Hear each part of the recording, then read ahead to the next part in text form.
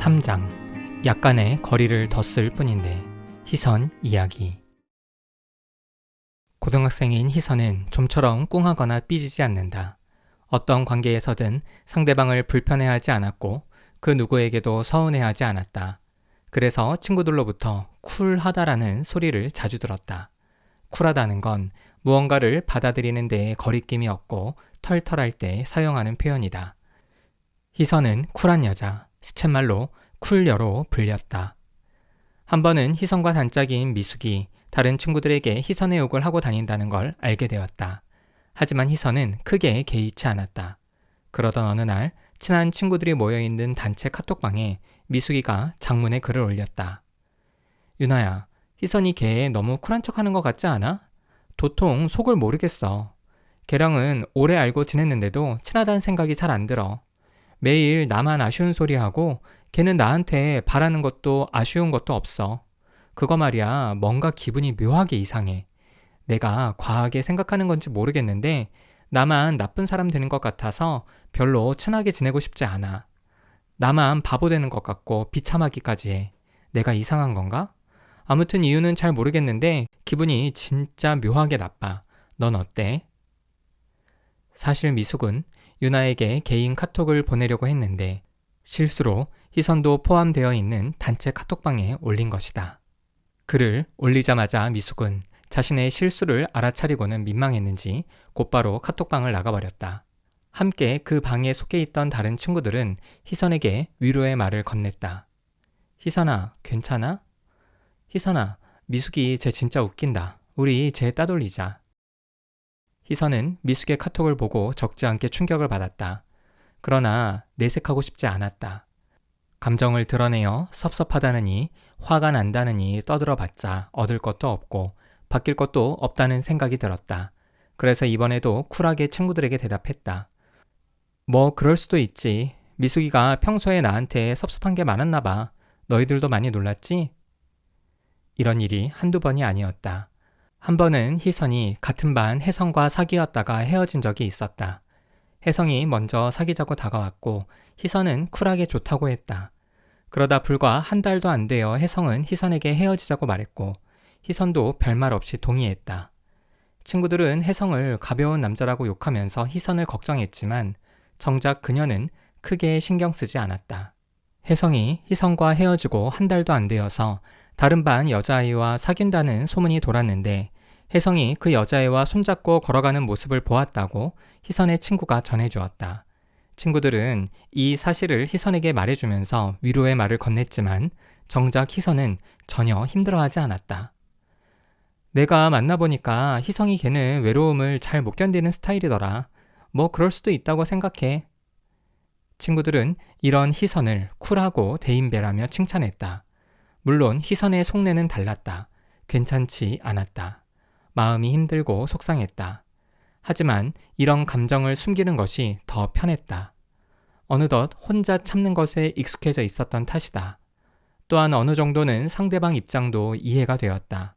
그렇게 점점 사사로운 감정에 연연하지 않게 되었다. 이렇게 희선은 감정을 느끼거나 표현하지 않고 넘기는 일에 익숙해졌고 자연스럽게 여겨졌다.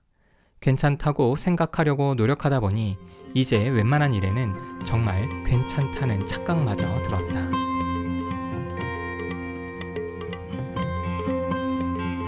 화를 왜 내야 하죠? 희선은 친구들에게 인기가 많았다. 친구들은 그녀에게 고민을 털어놓으면 늘 명쾌하고 깔끔하게 정리된다면서 상담사가 되라고 말할 정도였다. 그 말을 듣고 처음에는 별 생각이 없었지만 고3이 되어 희망 전공을 써내라는 선생님의 말씀에 심리학과를 적어냈다. 상담사가 되고 싶다는 간절함보다는 딱히 다른 분야에 관심이 없었기 때문이다. 그리고 1년 후 모 대학 심리학과에 진학했다. 고등학교 생활 내내 누구와도 큰 갈등 없이 무난히 지내왔기에 희선은 대학 생활도 비슷할 거라 생각했지만 예상과 달랐다. 먼저 다가가는 스타일이 아니고 좋은 것도 싫은 것도 별로 없는 성향 때문에 오는 사람 안 맞고 가는 사람 잡지 않는 그녀에게 대학 생활은 처음부터 쉽지 않았다.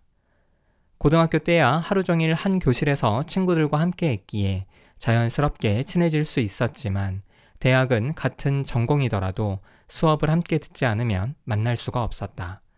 또 잠깐 만나더라도 그녀가 친하게 지내는데 별로 관심 없는 사람처럼 보였기에 먼저 다가오는 사람도 없었다.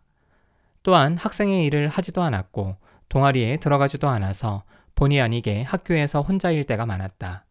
그렇게 존재감 없이 대학 생활을 이어갔고 같은 수업을 듣는 동기나 선후배들에게 있는 듯 없는 듯한 학생이었다. 그녀는 조금 외로웠지만 한편으로는 편하다는 생각도 들었다. 사실 희선은 고등학교 생활 내내 친구들 사이에 둘러싸인 상황이 편하지만은 않았다. 친구들이 희선에게 쿨하다고 말할수록 오히려 자신의 속내를 드러낼 수 없었기 때문이다. 그러던 중 희선에게 친구를 만들 기회가 생겼다. 어떤 수업에서 조별 모임을 하게 된 것이다. 학기 내내 팀별로 자료를 조사해서 제출해야 했다. 희선은 한 학기 동안 이렇게 자주 조별 활동을 하다 보면 사람들과 친해질 수 있을 거라고 내심 기대했다. 하지만 기대는 무참히 짓밟혔다. 말이 거친 선배 때문이었다. 선배는 조별 모임 초반부터 희선을 나무랐다. 야, 너 자료조사가 이게 뭐야? 신경 써서 다시 해와. 자료조사 사이트랑 키워드 리스트를 메일로 보내줄 테니까 다시 찾아봐. 내가 저 교수님 스타일 아는데 이렇게 하면 성적 안 주셔. 기분 나쁘게 생각하지 마. 다 잘해보자고 하는 거니까. 알았지? 아, 네. 선배는 희선에게만 무례하고 냉정했던 건 아니다. 학번이 제일 높다는 이유로 다른 후배들에게도 비슷하게 지적을 해댔다. 순간 이런 피드백을 들어본 적이 거의 없던 희선은 이 선배 뭐지? 왜 나를 싫어하지? 내가 만만한가? 하는 생각부터 들었다. 그러나 전처럼 대수롭지 않게 여기며 넘겨버려야겠다고 생각했다. 희선은 나름대로 열심히 자료를 조사해서 보냈다. 그렇지만 선배는 자신의 말에 별 반응이 없는 희선에게 좋지 않은 감정이 쌓였는지 어떻게든 계속 꼬투리를 잡았다. 야, 강희선, 너 왜 내 말 무시해? 또 이렇게 준비해오면 어떡해. 다음 주가 과제 마감인데. 내가 사이트 알려줬잖아. 이게 한두 번이야? 벌써 이 얘기만 4번째야. 기분 나쁘거나 내가 하고 싶은 게 있으면 말하던가. 아니 왜 자꾸 그대로인 거야? 그런 거 아닌데요. 희선은 이 낯설고 불편한 상황을 어떻게 해야 하나 싶은 마음이 들자 저도 모르게 어색한 미소가 지어졌다. 지금 웃냐? 너 솔직히 나 무시하지. 그런 게 아니면 뭔데? 저는 어떻게 바꾸라고 하는지 잘 몰라서. 뭐? 내가 사이트랑 샘플까지 보내줬잖아. 내가 알려준 게 마음에 안 들고 하기 싫으면 말을 해. 모르겠다니 거짓말도 정도껏 해라. 그냥 솔직히 말하면 되잖아. 왜 말을 안 하고 앞에서는 알겠다 하고 뒤에서는 씹는 건데? 그런 거 아닌데요? 샹, 짜증나네. 웃으면서 사람 엿먹이지 말라고. 너 진짜 가식적이다. 그렇게 선배와 희선의 갈등으로 인해 조 모임 분위기가 싹 가라앉고 분위기가 험악해졌다. 결국 선배는 자리를 박차고 일어났고 다른 조원들도 하나둘 자리를 떴다. 희선은 꿀 먹은 벙어리가 되어 덩그러니 혼자 남았다. 순간 수치심이 몰려와 도망치고 싶다는 생각만 들었다. 그날 이후로 희선은 조별 모임은 물론이고 그 수업에도 나가지 않았다. 다른 수업에는 참여했지만 그 외의 시간은 빨리 집으로 돌아와 혼자 방 안에 틀어박혔다. 모든 연락도 받지 않았다. 갑자기 모든 사람이 자신을 비난하고 평가할 것 같다는 생각이 들었다. 슬프고 우울한 감정이 몰려와 괴로웠다. 이런 감정을 그동안 잘 숨기고 살아왔는데 왜 이번에는 잘 안 되는지 스스로도 이해하기가 어려웠다. 다른 수업들도 포기하고 학교에 안 갈까 싶었지만 그럴 수 없어서 겨우 학교에 나갔다. 그녀는 그 선배나 같은 조원들 그리고 그 수업을 듣던 다른 학생들을 만날까봐 온통 신경을 곤두세웠다. 이런 자신의 모습이 답답하고 힘들게 느껴졌다. 어떻게 이 상황을 받아들여야 할지, 어떻게 해결해야 할지 몰랐고 하소연할 친구도 딱히 떠오르지 않았다. 고등학생 때는 늘 친구들의 고민을 들어주고 해결해 주었던 그녀였지만 정작 자신은 그 누구에게도 고민을 털어놓은 적이 없었다. 자기 문제도 스스로 해결하지 못하면서 과연 상담사가 되는 게 맞을지 절망스러웠다. 그냥 이대로 있다가는 이번 학기를 마치면 휴학한 채 집 안에만 처박혀 지낼지도 모르겠다는 생각이 들자 희선은 모든 게 두려워졌다. 어떻게든 도움을 청해야겠다는 생각에 상담실 문을 두드렸다. 그녀의 첫인상은 차갑고 도도해 보이는 무표정한 얼굴이었다. 무슨 일 때문에 상담실에 오게 됐는지 차근차근 물어보았다. 얼마 전에 좀 안 좋은 일이 생겨서요. 원래 별 문제 없이 살았는데 이런 적이 처음이라서. 최근에 수업 시간에 어떤 선배랑 문제가 생겼어요. 그 선배가 저한테 화가 많이 났는데 저는 그 선배가 무엇 때문에 화가 났는지 모르겠고 이해가 안 돼요. 답답해요. 희선은 거의 30분 동안 그 선배와의 갈등에 관한 이야기를 쏟아냈다. 말하는 내용으로 보면 놀라거나 화나는 감정이 드러나야 할 텐데 그녀의 말에선 전혀 감정이 느껴지지 않았다. 마치 남 일을 이야기하듯이 뉴스에서 기자가 어떤 사건의 객관적인 정보만 전달하듯이 말했다. 정신분석에서 말하는 감정분리처럼 느껴졌다. 감정분리란 불안과 슬픔, 분노 등 온갖 부정적 감정에 대처하기 위해 사람들이 사용하는 나름의 방어 기제 중 하나다. 감정분리는 자신의 경험에서 감정을 분리하여 자기 자신을 보호하려는 무의식적 수단이다. 나의 경험상 내담자가 자신의 감정에 솔직해질 때 상담이 원활하게 진행된다. 그래서 나는 희선에게 자신이 느끼는 감정에 접촉할 수 있도록 여러 질문을 던지면서 그동안 얼마나 속상하고 화가 났겠냐면서 그녀의 마음을 읽어주었다. 그 덕분에 희선도 조금씩 그때 당시 자신이 느꼈을 감정과 마주하기 시작했다. 무표정이었던 그녀의 얼굴이 조금씩 상기되었고 말이 조금 빨라지기도 했다. 혼자서 많이 놀랐겠어요. 나의 이 말을 듣고 희선의 두 눈에 눈물이 맺혔다. 그러면서 희선은 그 선배가 왜 그렇게까지 화를 낸 건지 모르겠다는 말만 반복했다. 어떤 감정이냐고 물으니 희선은 그 선배가 이해되지 않는다고 했다. 흔히 다른 사람들은 이런 상황에서 억울함을 호소하며 힘들다고 표현하거나 자신을 힘들게 했던 사람을 욕하거나 분노를 드러낸다. 하지만 희선은 감정을 물어봐도 생각만을 이야기했다. 아주 오랫동안 직접적으로 힘들다, 화난다, 속상하다, 무섭다 같은 표현을 해본 적이 없기 때문이다. 선배가 희선 씨에게 쏘아 붙일 때마다 무척 당황스럽고 불쾌했을 텐데 이런 마음을 직접 표현하기는 어려웠어요? 불쾌한 건 잘 모르겠고요. 저는 사람들이 왜 화를 내는지 이해가 안 돼요. 그 선배가 저한테 자기를 무시한다고 싫으면 싫다고 말하라는데 저는 딱히 그 선배를 싫어하지 않거든요. 그리고 솔직히 화를 낸다고 뭐가 달라지는지 모르겠고 조금만 차분히 설명하고 생각하면 상대방 입장이 이해가 될 일인데 왜 굳이 화를 내야 하는지 진짜 모르겠어요. 솔직히 저는 누가 나한테 화내면 그냥 무시하게 돼요. 입이 딱 다물어지거든요. 대화하면서 희선이 화를 비롯한 부정적 감정 자체를 무시하고 특히 이런 부정적 감정을 드러내는 사람도 무시한다는 것을 알게 됐다. 그녀는 굳이 화낼 필요가 없다고 생각하며 살아왔다.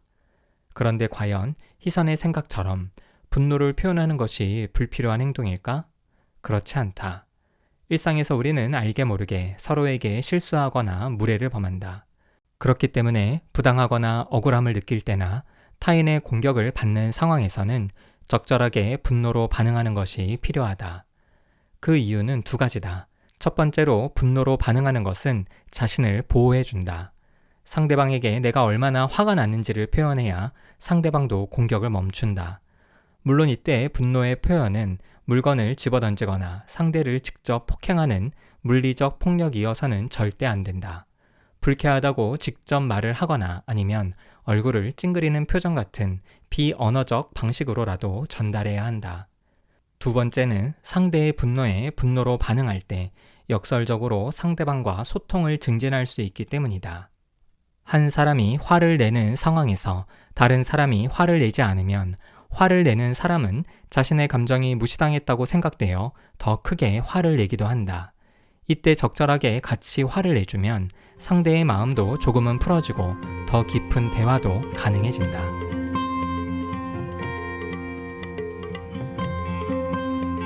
좋게 기억하는 것은 편하잖아. 희선과 대화할수록 나는 그녀가 부모님과 어떤 식으로 상호작용했는지 궁금했다. 사람을 대하는 방식은 학교나 학원에서 책이나 수업으로 배우는 것이 아니라 가정에서 자연스럽게 학습한다. 부모와 직접적인 상호작용은 물론 부모님 두 분이 부부로서 어떻게 상호작용하는지도 중요하다. 부모님의 상호작용을 관찰하면서 아이들은 그 방식을 내면화하기 때문이다. 특히 갈등 상황에서 분노를 어떻게 다루고 처리하는지 절대적으로 가정의 분위기가 중요하다. 예상과 달리 희선은 자신의 가정 분위기가 매우 좋았다고 대답했다. 그래서 어떤 점이 좋았는지 물었더니 싸움이나 불화가 없었으니 화목한 가정이 아니냐고 되물었다. 그녀의 대답은 대부분 구체적이지 않고 피상적이었다. 그래서 좀 더 자세히 물었다. 그렇게 해서 알게 된 희선의 집안 사정은 이랬다. 그녀는 고위급 공무원 아버지와 교사인 어머니의 외동딸로 자랐다. 경제적으로 안정적이었지만 부모님은 맞벌이로 매우 바빴고 딸과 많은 시간을 함께하지 못했다. 희선은 늘 외로웠고 학교와 학원을 오가면서 혼자 지내는 시간이 많았다. 그러나 부모님을 힘들게 하거나 귀찮게 하지 않으려고 초등학생 때부터 혼자서 뭐든 잘하는 아이였고 부모님도 그런 희선을 늘 칭찬해 주었다. 그렇지만 평소에 사랑한다는 표현을 자주 듣지는 못했다. 희선은 부모님 모두 각자 자신의 삶에 바빴다고 했다. 시간이 지날수록 부모님과의 대화는 점점 더 줄어들었다. 알면 알수록 희선의 가정은 의사소통이나 감정적 교류가 부족한 집이었다. 화목한 분위기라기보단 오히려 무관심하고 외로운 분위기에 가까워 보였다. 이런 이야기를 들으니 희선이 고등학생 때는 쿨녀로 불리다가 대학에서 이렇게 어려움을 느끼게 된 것이 충분히 이해되었다. 아이들은 부모와의 정서적 교류 속에서 타인과 소통하고 관계 맺는 법을 배운다. 화가 날 때, 기쁠 때, 힘들 때, 서운할 때 등 각 상황과 감정에 따라 매우 세세하고 구체적인 자신만의 표현법을 구축해 나간다. 대부분 사람이 그렇게 마음을 나누는 경험을 통해 세련되고 적절한 감정 표현을 할 수 있게 된다. 안타깝게도 희선은 배울 기회가 없었고 자신이 느끼는 감정이 무엇인지도 몰랐기에 부정적 감정 표현을 무시하게 되었다. 자라면서 희선은 이렇게 조용한 집안 분위기가 당연한 줄 알았다. 하지만 중학생 때 처음으로 친구 집에 놀러가서 친구네 가족 모습을 보고 충격을 받았다고 했다. 친구 집에서 가족끼리 식탁에 둘러앉아 함께 밥을 먹으면서 이런저런 얘기를 나누는 모습을 보았다. 희선은 그때 처음으로 자기 집 분위기가 조금은 이상할 수도 있겠다는 생각을 해본 적이 있다고 했다. 사실 그녀도 자라면서 부모님이 자신을 사랑하지 않는 것 같고 무관심한 것 같아서 속상할 때가 있었지만 직접 표현한 적은 없었다고 한다. 그러다 보니 점점 감정 교류가 없는 관계가 편하다고 생각했던 거다. 나는 희선에게 부모님 두 분은 사이가 어떤지 물었다. 부부간에도 서로 감정적 교류가 별로 없다고 대답했다. 특별히 싸우지도 않고 좋아하는 표현도 서로 하지 않는다고 했다. 부모님 이야기를 하다가 희선은 이렇게 말했다. 제가 기억하는 어린 시절부터 지금까지 부모님은 각방을 쓰고 계세요. 두 분이 직접 대화하는 것을 거의 보지 못했죠. 상대방에게 전할 말이 있으면 쪽지를 써놓거나 아니면 저를 통해서 전달하셨어요. 희선의 부모님은 정서적 이혼 상태였다. 법적으로 이혼하지 않았지만 정서적으로는 이혼한 상태를 말한다. 즉, 대화도 없고 감정 교류도 없다. 물론 성관계도 하지 않는다. 물리적으로 한 집에 살고 있고 법적으로는 부부지만 사실 남이나 마찬가지인 상태다. 법적으로 이혼하지 않은 이유는 다양하다. 주변의 시선이나 자신의 체면, 자녀의 혼사, 재산 분할 등 여러 이유가 있다. 정서적 이혼 상태의 부부들은 대부분 각방을 쓰고 식사를 따로 한다. 어떤 경우는 상대 배우자가 각자 다른 사람을 만나고 사귀어도 서로 간섭하지 않고 살기도 한다. 이런 부모들은 자녀들에게 경제적으로 지원함으로써 부모 역할을 다한다고 생각한다. 그러나 심리적으로 보자면 자녀들에게 치명적인 상처를 주는 셈이다. 가장 가까운 사람들이 가장 나쁜 관계를 맺으며 살아가는 모습은 자녀들에게 관계에 대한 희망과 기대를 접게 만든다. 부부가 정서적으로 이혼하면 자녀에게로 모든 관심과 기대를 쏟는 현상이 나타나기도 한다. 그런데 희선의 부모님은 자신들의 삶이 바빴기 때문인지 아니면 희선이 스스로 모든 것을 잘 해냈기 때문인지 딸과의 관계도 정서적으로 단절되어 있었다. 이처럼 부모와의 관계에서 정서적으로 어떤 연결감도 경험하지 못한 경우 대인관계에 문제가 생기기 마련이다. 감정을 드러내봤자 얻을 것도 없고 바뀔 것도 없다는 생각 때문에 쿨한 척 행동하게 된다. 희선의 쿨한 모습도 이 때문이었다.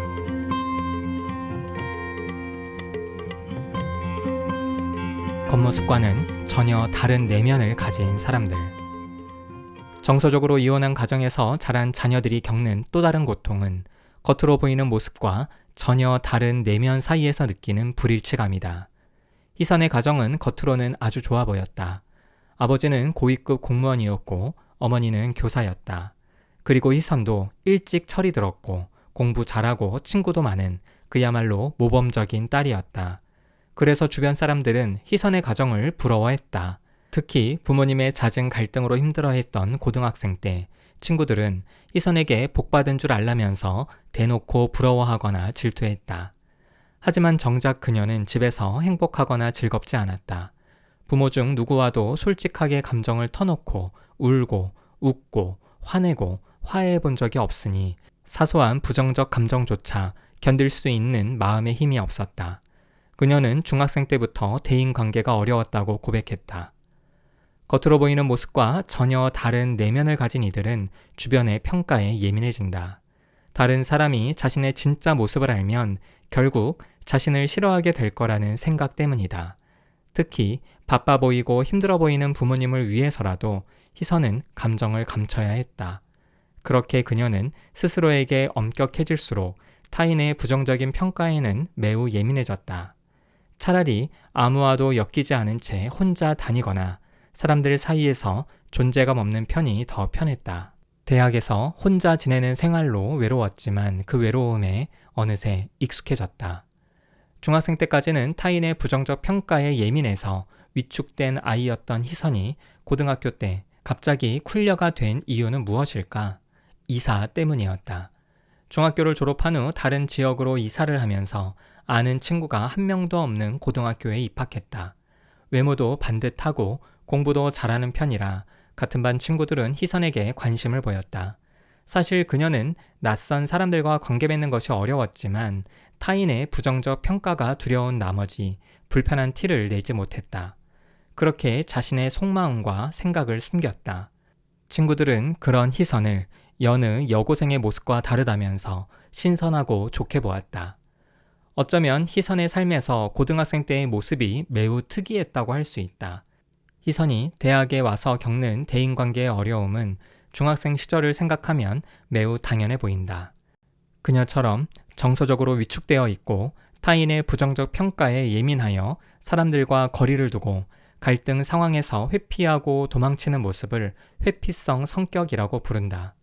물론 그녀의 현재 상태가 장애라는 진단을 내릴 만큼 심각한 수준은 아니지만 이런 상태가 계속 심각해지면 장애 진단을 받을 가능성이 충분했다. 자신의 감정을 숨기고 타인의 부정적 감정에 예민해서 사람을 피하는 이런 심리 상태에서 희선은 빨리 벗어나야 한다.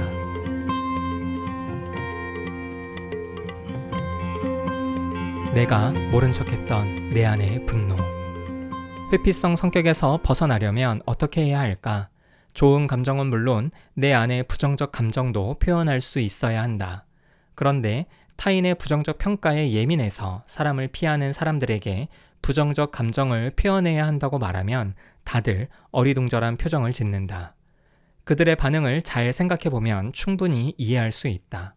나름대로 열심히 준비한 자료에 대해서 희선의 선배처럼 기분 나쁘게 지적한다면 그 누구라도 감정이 상하는 건 당연하다. 그런데 이 같은 갈등 상황은 희선이 통제할 수 없는 일이다. 세상을 살면서 이런 상황이 없다면야 얼마나 좋을까 싶겠지만 살면서 불쾌한 일은 언제든 일어날 수 있다. 그때 희선이 부정적 감정을 적절하게 표현했다면 어땠을까? 당장엔 선배와의 갈등이 커질 수도 있지만 선배가 희선을 함부로 대하는 일은 멈출 수 있을 것이다. 그러나 희선은 어떤 불쾌함도 알아차리지 못했고 표현하지도 않았다. 이러면 오히려 상대방의 감정을 더욱 자극하는 꼴이 된다. 화내는 사람이 무시당한다는 느낌을 받기 때문이다. 이렇게 선배의 증폭된 분노는 결국 희선의 뜬 모를 미소 때문에 폭발했다. 희선뿐 아니라 누구라도 평소 자신의 감정을 정확하게 인식하고 적절하게 표현하지 않으면 이런 일이 벌어질 수 있다. 왜냐하면 은연중에 의도하지 않은 표정이나 말투로 감정이 표현되기 때문이다. 나도 모르는 사이에 감정은 어떻게라도 표현되고 전달된다. 회피성 성격에서 벗어나기 위해 부정적 감정을 표현해야 하는 또 다른 이유가 있다. 부정적 평가를 받지 않으려고 사람들을 피하다 보면 부정적 평가에 대한 두려움과 공포가 점점 더 커지기 때문이다. 부정적 평가를 받을 걸 미리 생각하고 용기 있게 감정을 표현하면 당연히 예상했던 만큼의 부정적 평가를 경험한다. 이렇게 예상했던 부정적 평가를 듣다 보면 생각보다 별거 아니구나 라는 것을 안다. 또한 생각보다 사람들이 자신에게 별 관심이 없다는 것도 알게 된다. 즉, 회피성 성격은 타인의 부정적 평가가 지속적일 거라고 생각하지만 사실상 부정적 평가를 지속하는 것도 큰 관심과 애정이 있어야만 가능하다. 대부분은 그저 지나가는 말로 욕 한마디씩 하고 잊어버린다. 희선처럼 오랜 시간 부정적 감정을 숨기고 느끼지 않으려고 살았던 사람이 부정적 감정을 표현하는 데엔 큰 장애물이 있다. 바로 자기 안에 부정적 감정이 있다는 것을 인정하지 않으려 한다는 점이다. 희선도 그랬다. 자신은 선배한테 전혀 화가 나지 않았는데 상대가 일방적으로 화를 낸다고 생각했다. 이처럼 자신의 불쾌감을 스스로 인정하지 않으면 어떻게 부정적 감정을 표현하겠는가? 따지고 보면 선배와의 갈등 상황에서 더 크게 화가 났던 사람은 선배가 아니라 희선이었다. 그 선배는 사람을 가리지 않고 누구에게나 거칠게 말하는 사람이다. 특별한 감정이 없어도 그렇게 말하는 스타일인 거다. 반면 누구에게나 친절하고 고등학교 시절 내내 주변에서 좋은 평가만 들었던 희선에게는 그 선배의 말투와 행동 때문에 충분히 불쾌한 상황이었다. 하지만 희선은 오랜 시간 자신의 부정적 감정을 숨기고 살았기 때문에 자신의 화를 알아차리지도 못했고 인정하기도 어려웠다. 그래서 자신의 감정을 선배에게 투사한 것이다. 투사란 자신을 보호하기 위한 방어 기제의 일종으로 자신의 감정과 생각을 타인의 것으로 착각하는 것을 말한다. 이런 면에서 회피성 성격은 투사의 결과물이다. 사람들이 자신을 불편하게 여긴다고 생각해서 힘들어하지만 정작 사람들을 불편하게 여기는 사람은 상대가 아니라 본인 자신이다. 사람들이 자신을 싫어하는 것이 아니라 자신이 사람들을 싫어하는 것이고 사람들이 자신을 미워하는 것이 아니라 자신이 사람들을 미워하고 있으며 사람들이 자신에게 화를 내는 것이 아니라 자신이 사람들에게 화가 난 것임을 인정해야 한다.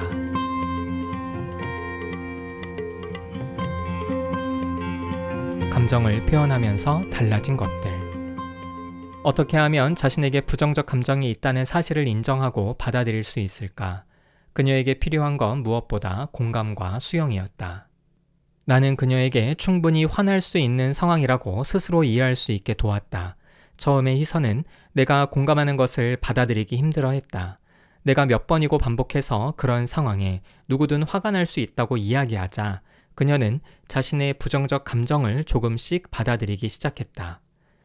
희선은 너무 오랫동안 자신의 감정을 무시하고 외면해 왔기 때문에 우선 감정을 인식하는 연습이 필요했다. 그래서 아주 사소한 것부터 좋아하는 것과 싫어하는 것을 인식하고 느껴보는 연습을 상담 중에 해보았다. 희선은 여러 차례 상담을 거듭하면서 부정적 감정을 인정하고 드러내기 시작했다. 심지어 나에게도 표현했다. 한 번은 내가 그녀의 앞 시간에 있었던 상담을 10분 정도 늦게 끝내는 바람에 약속된 시간보다 늦게 상담이 시작되었다. 그녀는 이렇게 말했다. 선생님에게 존중받지 못하는 것 같아서 불쾌해요. 앞 시간에 내담자를 더 생각해서 그런가 싶어 서운하기도 하고요. 섭섭한 마음을 표현해서 나는 오히려 기쁘고 놀라웠다. 그녀가 불쾌감을 표현하지 않았다면 나는 계속해서 알게 모르게 그녀에게 실수했을지도 모른다. 왜냐하면 희선 바로 앞에 오는 내담자가 상담 시간이 끝나기 전에야 속마음을 털어놓는 편이어서 본의 아니게 상담이 조금씩 길어지는 경향이 있었기 때문이다.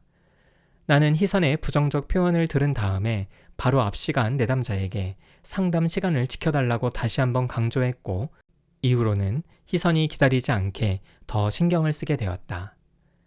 이 외에도 그녀가 부정적 감정을 표현했을 때 좀 더 존중받을 수 있도록 신경을 썼다. 이후 그녀는 상담에서는 물론 일상에서도 자신이 마땅히 누려야 할 것들을 당당히 요구하게 되었다.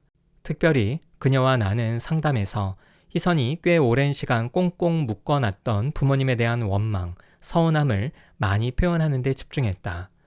부모님에 대해 억눌린 감정이 그녀에게는 가장 크고 힘든 감정이었기에 그걸 풀어놓으면서 그녀는 한결 자유로워졌다. 점차 그녀는 상담실에서만이 아니라 직접 부모님에게 표현하기도 했다. 칭찬이나 애정 표현에 인색한 것에 대해 서운함을 표현했고, 부모님에게 사랑받고 싶었던 마음을 강력하게 전하는 숙제도 해냈다. 처음엔 딸의 말에 그녀의 부모님은 별달리 반응하지 않았다. 그래서 초반엔 크게 낙담했고, 상담실에 와서는 괜히 표현해서 오히려 더 상처를 받았다고 하면서 나를 원망했다. 나는 희선의 감정에 공감하면서 이렇게 이야기해 주었다. 정서적 이혼 상태로 이렇게 오랜 시간을 보낸 두 분이 어떻게 갑자기 딸의 감정에 반응할 수 있겠어요? 부모님이 일부러 표현을 안 한 것이 아니라 무슨 말을 어떻게 해야 할지 몰라서 반응을 못했던 건 아닐까요? 희선은 시행착오를 거치면서 마음을 표현하는 경험을 쌓아갔고, 상담이 끝나갈 무렵엔 부정적 표현도 매우 자연스럽고 능숙하게 할 수 있게 되었다. 그녀는 여전히 타인의 부정적 평가가 두렵고 힘들다고 했지만 예전처럼 무작정 피하려 하지는 않았다.